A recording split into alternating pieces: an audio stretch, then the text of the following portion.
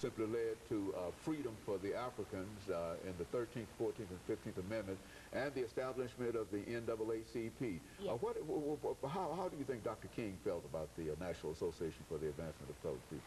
I think Dr. King would be very proud of the National Association for the Advancement of Colored People, because they were stating everything that Martin Luther King dreamed of, everything that he hoped of, everything that he had a dream about. All the things that were in his dream were just scooped up and placed into the hands of the NAACP. And so in a real sense, the NAACP is carrying on the tradition of Dr. Martin Luther King, and the tradition of not only Africans, but the tradition of blacks and whites working together. I understand that was one of the strange things about this NAACP organization. Why don't you say something about the interracial relationships at this organization? Well, the NAACP started out with 32 people. You may not know this, but some of those people were actually white men. There was one man named Henry who was born in 1836.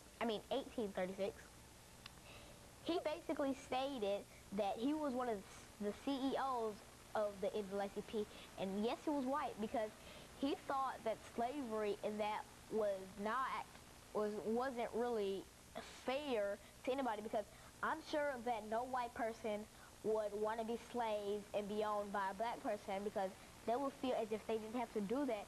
And if it turned on the white people, then they would see how the black people put up with all that, and they would see how the black people felt. And so there's a lesson in terms of trying to work together and to work against separation and segregation. And you would always be in favor of working against separation and segregation. Is that what you're saying? Yes, I would. You believe the equality of everybody, is it men, women, races, and et cetera. Is that the position that you're taking now, talking to me here?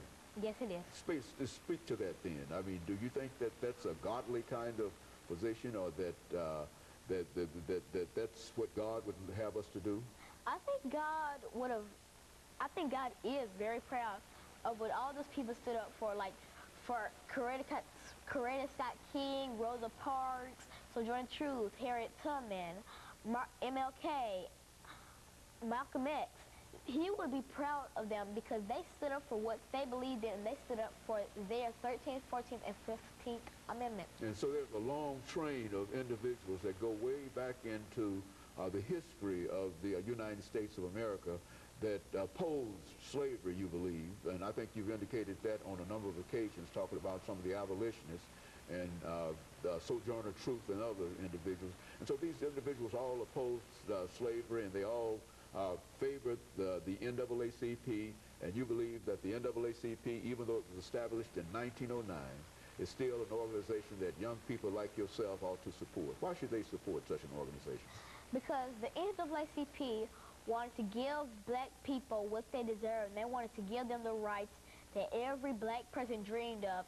Not just Martin Luther King had a dream, but all black people had a dream of being treated equally one day and being the same as a white person would have been treated. And so, in closing, making some closing statements in reference to that, you believe that more people should be more concerned about the topics that we're talking about here today, and that people your age ought to be especially concerned about it. Why should they be concerned about it? Because it's a part of their heritage. Now, they can learn about the Civil War, and it may not be a part of their heritage, but it's still a part of history, and all black people should learn about the people who tormented them and the people who stood up for them. They should all learn about it, because I feel they believe to know the truth. Okay, and very good. And I certainly think that you for that kind of information today, Alana. And I believe that in a real sense, the National Association for the Advancement of Colored People can live and continue to do the things that it has already done. And I just want to thank you for bringing that information by. And I want to encourage our audience to tune in again next week for another informative edition of Comments. Thank you, and good morning.